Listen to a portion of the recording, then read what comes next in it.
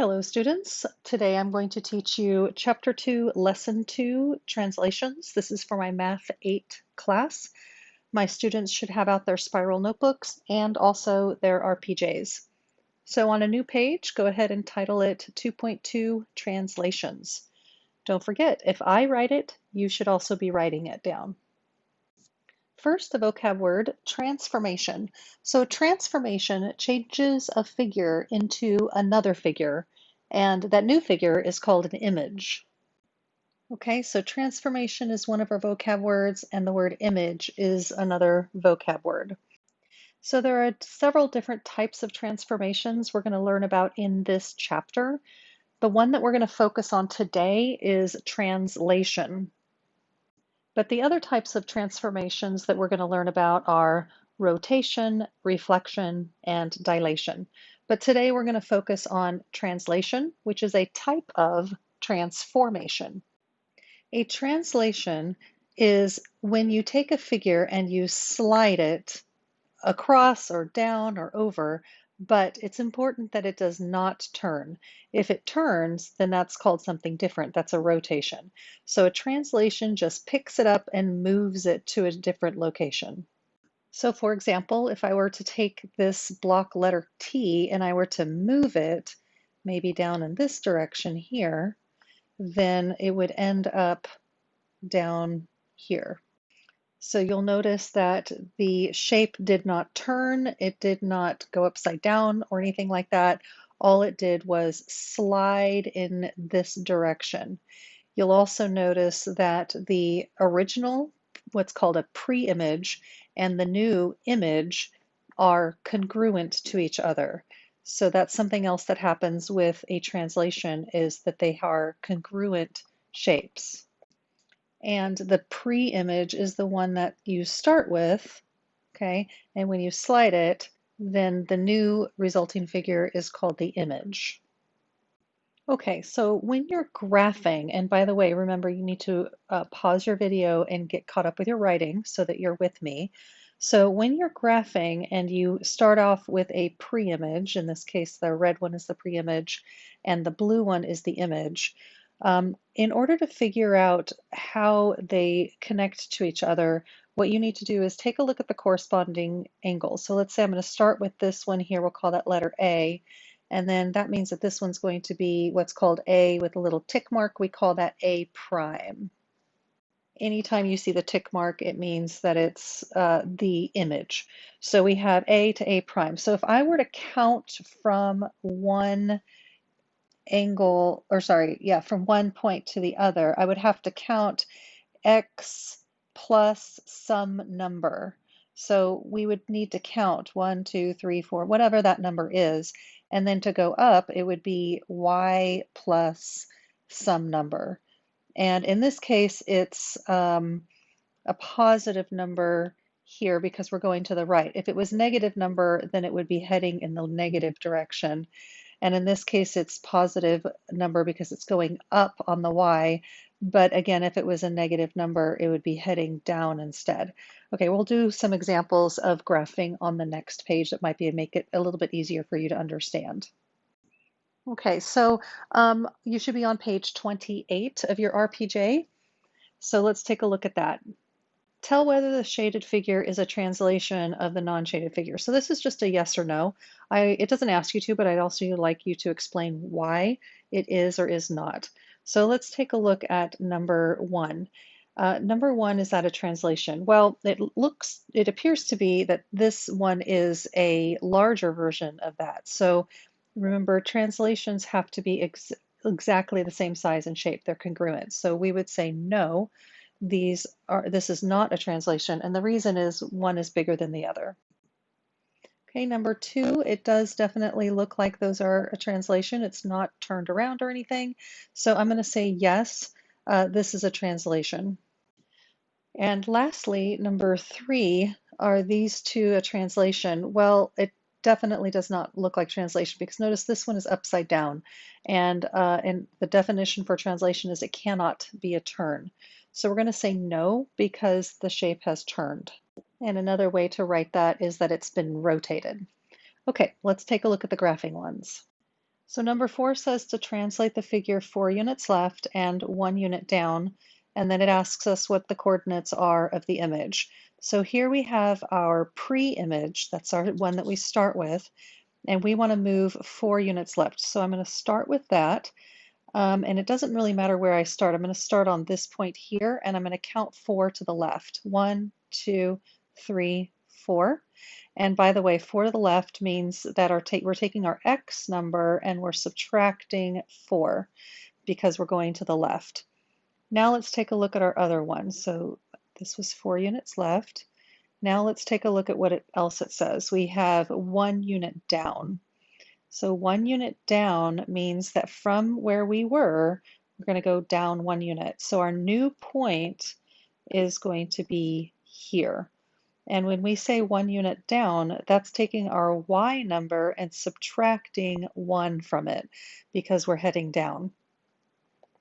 Okay, so now all of our points are going to be the exact same thing. So we'll start with this point now. We're going to go 4 to the left, 1, 2, 3, 4, and then 1 unit down. So our new point will be there. Okay, so now we're going to take a look at our next point here. 1, 2, 3, 4, down 1. So that is our new point here. And lastly, we're starting here, 1, 2, 3, 4, down 1. So there is our new point.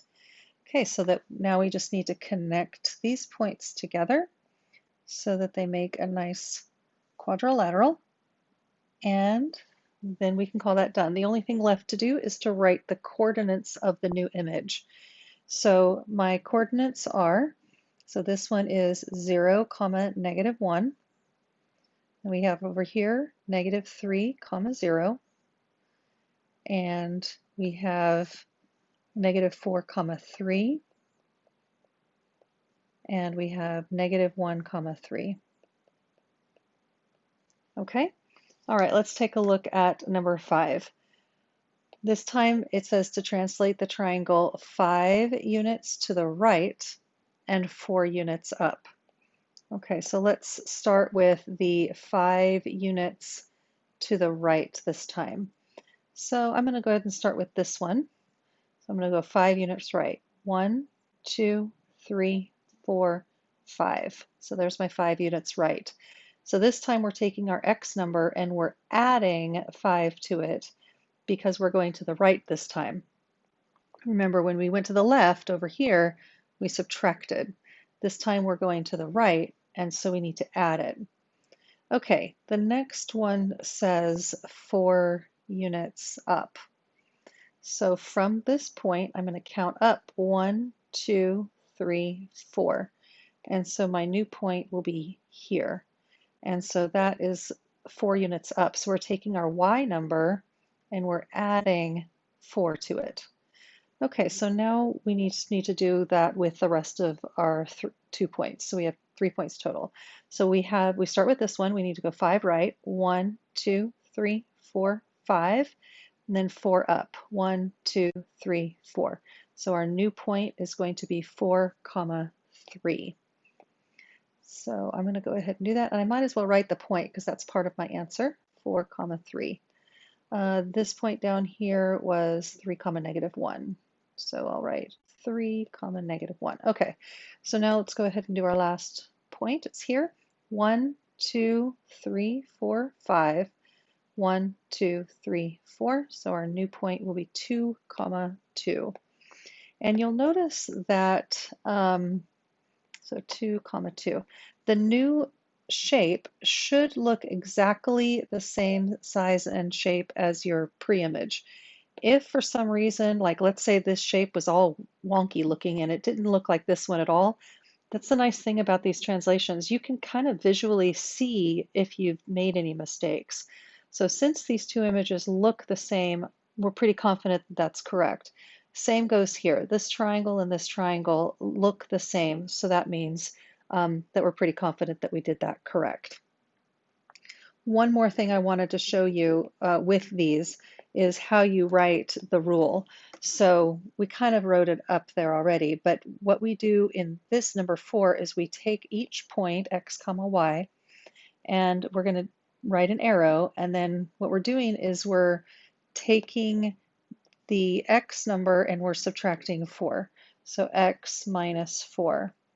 And then we're taking our y number and we're subtracting 1, so it'd be y minus 1.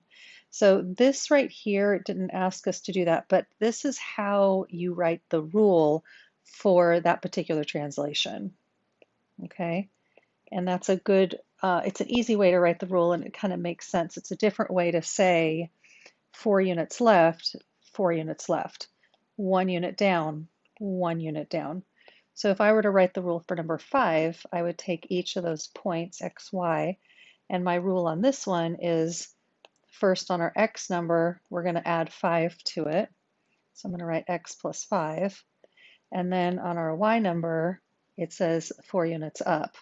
So that means that we'll write y plus 4. And so that is the rule for number 5. Okay?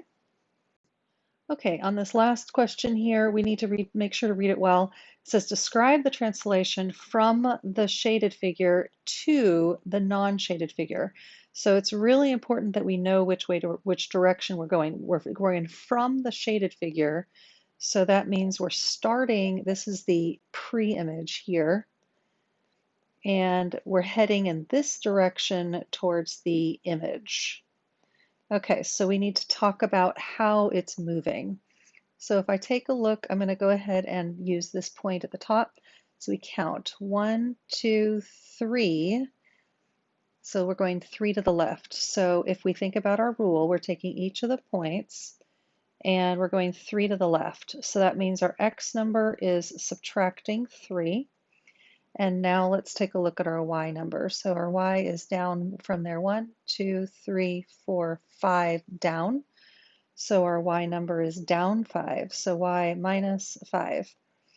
So that's one way to write to describe it. You can also describe it in words if you want to, like they did on 4 and 5. So we could say 3 units left and 5 units down. So if you prefer to write your description that way instead, that's fine. I just wanted to make sure that you know about both ways to write the rule. Okay, that's it for today. Thanks for watching.